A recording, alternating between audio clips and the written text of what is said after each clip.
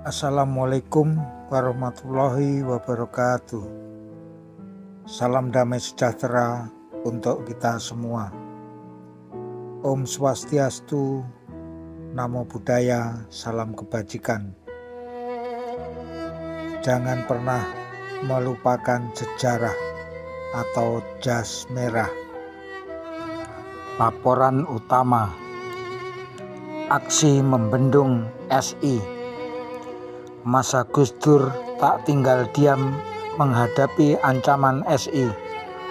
Jurus pertama ialah mendesak Golkar dibubarkan. Jurus kedua mendukung dekret pembekuan DPR, dan yang ketiga tekanan massa. Banyak cara bisa digulirkan untuk sekedar coba-coba menghadang sidang istimewa (SI MPR). Selain ada jurus dekret yang ternyata maju mundur saja, ada pula jurus sapu beringin. Manuver inilah yang diperagakan sepanjang pekan silam. Ratusan massa berkumpul di depan gedung Mahkamah Agung, Jalan Merdeka Barat, Jakarta Pusat. Mereka berunjuk rasa menuntut Partai Golkar dibubarkan. Massa pengunjuk rasa itu datang dari berbagai unsur. Ada yang menamakan diri Front Nasional Demokrat, Gerakan Pemuda 27 Juli, Koalisi Nasional Demokrasi Anti (Lindas Orde Baru), dan Forum Aksi Mahasiswa Universitas Indonesia. Logikanya sederhana saja. Kalau Golkar bubar, DPR dan MPR jadi tidak sah. Dus SI MPR tidak perlu ada. Para pengunjuk rasa itu mengutuk rencana SI yang dirancang DPR. Menurut kalkulasi mereka, porsi Partai Golkar di DPR yang resmi berbaju kuning ada 25%. Belum lagi ex-anggota ex-Golkar yang kini tersebar di partai lain. Jadi, separuh anggota MPR dan DPR dikuasai Golkar, kata seorang demonstran. Massa berupaya menerobos masuk ke gedung Mahkamah Agung, tapi mereka urung karena dihadang polisi. Tampaknya gedoran para demonstran itu dimaksudkan mengiringi persidangan perdana di Mahkamah Agung untuk mengadili gugatan pembubaran Golkar oleh sejumlah pihak. Persidangan dilakukan di Mahkamah Agung (MA) sesuai dengan aturan main seperti digariskan Undang-Undang (UU Nomor 2 Tahun 1999) tentang partai politik (Parpol). Sidang perdana itu digelar Jumat pekan lalu. 5 anggota majelis hakim siap menangani kasus ini. Sidang diketuai Hakim Agung Asma Sami Ibrahim. Sedangkan tim advokasi hukum Golkar terdiri dari sejumlah pengacara beken, antara lain Wan Juanda, Tommy Sihotang, dan Ruhut Sitompul. Ada 2 gugatan yang akan digelar. Satu gugatan itu datang dari Yayasan Pijar Indonesia yang dikuasakan kepada advokat R.O. Tambunan yang tak lain mantan anggota DPR dari Golkar. Pijar bertindak mewakili sejumlah lembaga swadaya masyarakat (LSM).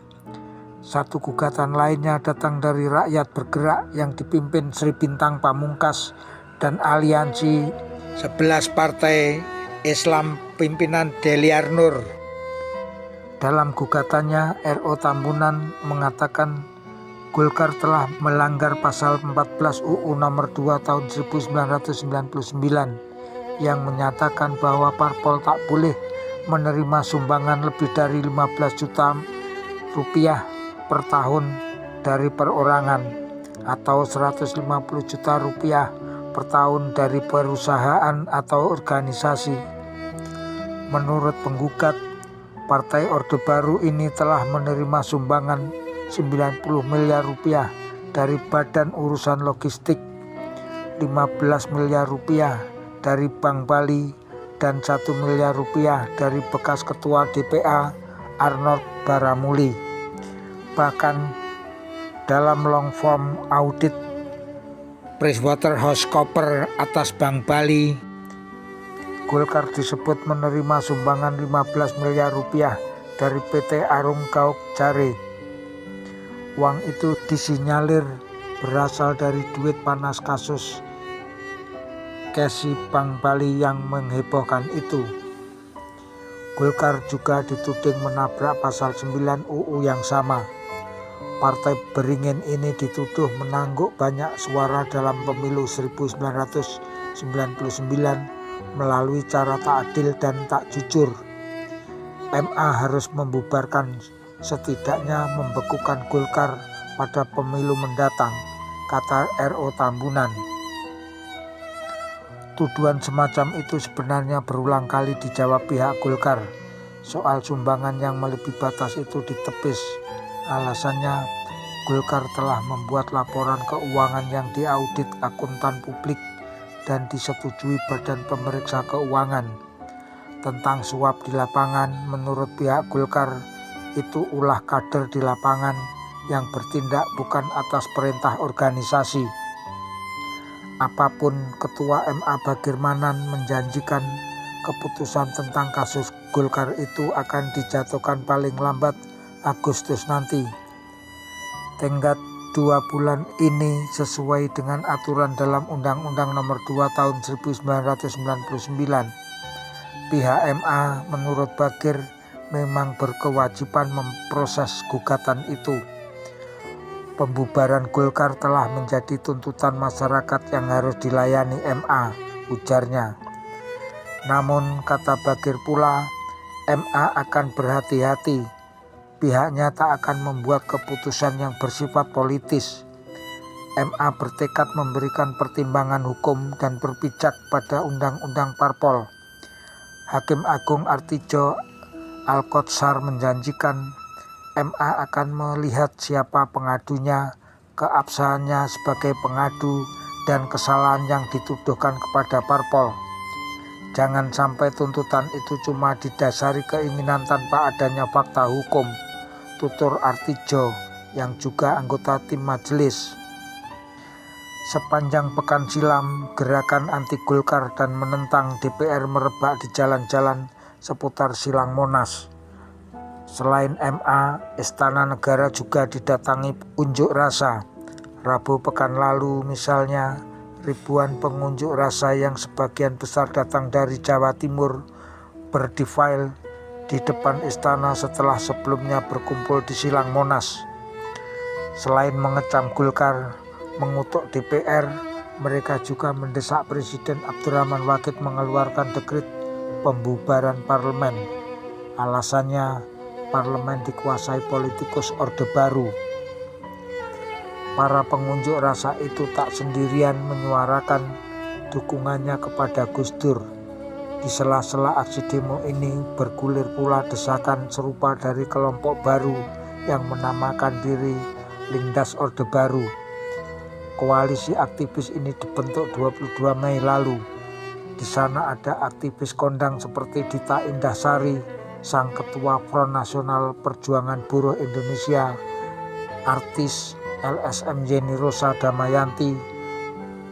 Selain intelektual Faisal Basri, Arbi Sanid, Tamrin Amal Tomagola, serta Teten Masduki yang beken dengan Indonesian Corruption Watch-nya. Dita pun bergerak dengan barisan buruhnya. Setelah ramai-ramai berunjuk rasa mendesak pencabutan Peraturan Menteri Tenaga Kerja Nomor 78 Tahun 2001 yang dianggap tidak berpihak pada buruh, masa pekerja itu berubah haluan mengecam Golkar, Orde Baru, dan DPR. Faisal dan Teten rupanya tak betah berada dalam lingkungan Lindas.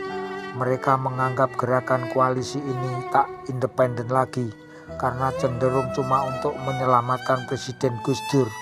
Namun Dita membantah anggapan bahwa aksinya hanya dipersembahkan untuk Presiden.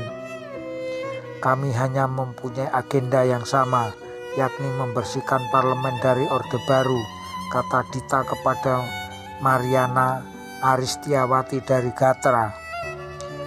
Aksi massa itu telah mengundang perhatian Gus Dur. Malam harinya para aktivis itu diundang ke Istana Negara.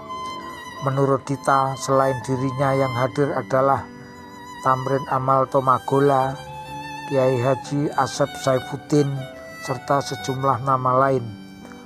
Pertemuan berlangsung 30 menit.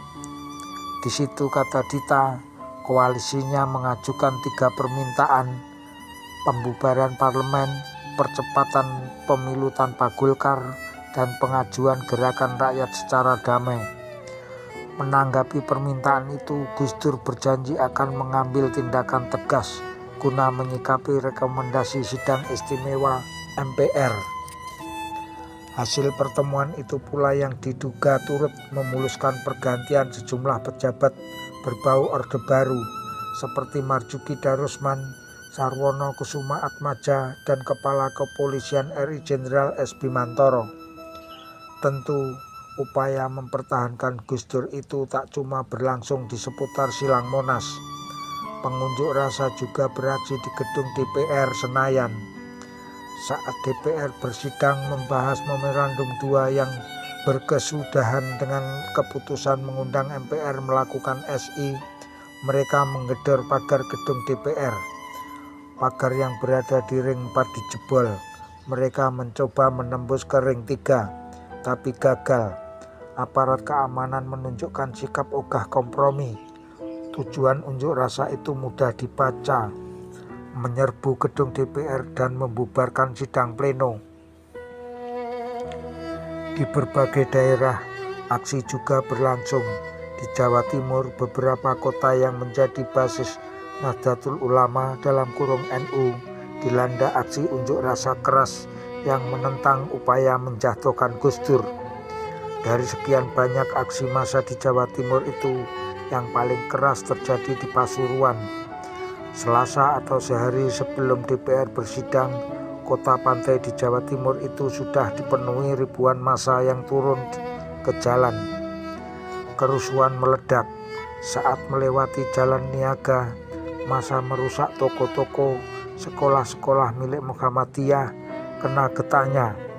Para siswa yang sedang mengikuti evaluasi belajar tahap akhir pun terpaksa pontang-panting menghambur dari lingkungan sekolah. Beberapa jam berikutnya, 3 bangunan gereja dirusak massa. Gereja Protestan Immanuel di Jalan Anjasmoro dibakar. Rumah ibadah bergaya klasik yang dibangun pada tahun 1829 itu kini tinggal puing. Masjid milik Muhammadiyah tak luput dari sasaran amuk. Aparat keamanan yang sudah bersiaga di samping masjid tak berkutik. Begitu pula kelompok Barisan Serbaguna (Banser), Satgas Pemuda Ansor, organisasi di lingkungan NU yang berada di depan masjid. Mereka tak kuasa membendung. Massa pun membakar kantor cabang PDI Perjuangan dan Partai Persatuan Pembangunan. 1 pos polisi juga jadi sasaran. Aksi kekerasan berlanjut esok harinya. Aparat keamanan mulai diserang. Akibat insiden itu, Sapkan penduduk desa Kalirejo tewas diterjang peluru polisi. 3 lainnya cedera. Polisi mengaku menembak karena terpaksa setelah massa pengunjuk rasa beranjak beringas. Menurut Ajun Komisaris Besar Wakin, Kepala Kepolisian Resor (Polres Pasuruan, sekitar 150 perusuh sudah dijadikan tersangka. Jumlah itu tak bisa ditampung di Polres Pasuruan yang cuma berkapasitas 30 tahanan. Maka sebagian dikirim ke Surabaya, ditahan di Kepolisian Daerah Polda Jawa Timur. Bahkan ada pula yang ditampung di Lembaga Permasyarakatan Sidoarjo. Kami terpaksa mengungsikan mereka, ujar Wakin. Dari 132 perusuh yang diperiksa, menurut versi polisi, ada yang mengaku mendapat bayaran Rp100.000 untuk menggalang aksi massa. Para tersangka itu langsung disidangkan. Mereka dipidana ringan 10 hari kurungan. Pasalnya, hakim tak punya bukti kuat untuk menjerat mereka dengan pasal yang lebih berat. Itu pun hukuman percobaan, jadi mereka tak perlu menjalani hukuman kurungan, tutur Suranto, hakim di Pengadilan Negeri Pasuruan. Namun, aksi penembakan oleh polisi itu mengundang reaksi keras. Tindakan polisi ini dikecam Gus Dur. Ia menilai polisi melanggar aturan main sehingga korban jatuh. Kalau aparat negara sudah menembaki rakyatnya, kan sudah nggak bener itu, katanya. Gus Dur berniat membentuk komisi khusus untuk mengungkap kasus ini, dan tak seorang pun dari anggota komisi itu berasal dari satuan kepolisian. Tudingan Gus Dur ditepis Inspektur Jenderal Didi Widayadi, Kepala Pusat Penerangan Markas Besar Kepolisian RI. Aparat sudah melakukan tindakan sesuai dengan prosedur, katanya. Ia menolak tudingan bahwa polisi asal main tembak.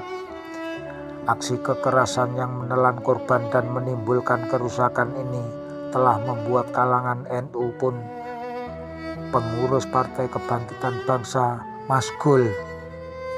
Mereka menduga unjuk rasa di Pasuruan itu ditunggangi pihak ketiga. Sangat tidak masuk akal kalau ada orang NU yang membakar masjid. Jauh lebih nalar kalau yang berbuat keji itu orang lain, kata seorang pengurus NU Jawa Timur. Kalangan kepolisian juga dijangkiti kecurigaan serupa. Kapolda Metro Jaya Inspektur Jenderal Sofyan Djaqub menuding kelompok lain yang menyelinap pada masa pro Gus Dur. Cuma ia tak menyebut nama kelompok yang dimaksud. Tapi bukan rahasia lagi, kelompok Partai Rakyat Demokratik dalam kurung PRD adalah pihak yang paling dicurigai. Aktivis PRD rajin mendompleng masa Gus Dur untuk menyuarakan sikap anti Orde Baru. Salah satu hasil kerjasama itu adalah terbakarnya kantor Golkar Jawa Timur dalam aksi Februari lalu. Namun, seperti banyak kasus lainnya, PRD tak mau menanggapi serius tudingan tersebut. Itu pola lama, setiap ada kerusuhan kami dituding, tutur Ketua PRD Jawa Timur, Eusibus Purwadi. PRD katanya tidak berkepentingan terhadap urusan dukung-mendukung Gus Dur. Memang tak bisa tidak, protes terhadap aksi kekerasan itu jatuhnya ke hadapan Gus Dur pula. AM Fatwa, pengurus teras Partai Amanat Nasional, meminta agar Gus Dur bisa mengendalikan pendukungnya. Masa di jalanan itu jelas bertindak anarkis dengan mengatasnamakan pembelaan terhadap Gus Dur, ujarnya. Gubernur Jawa Timur Imam Utomo meminta pendukung Presiden Gus Dur lebih bijak menyikapi memorandum DPR. Mari kita bersikap dewasa dalam menghadapi keputusan itu, tak perlu berlebihan, katanya. Aksi anarkis itu cepat mengundang reaksi di Makassar, seperti dilaporkan wartawan Gatra Jainal Dale.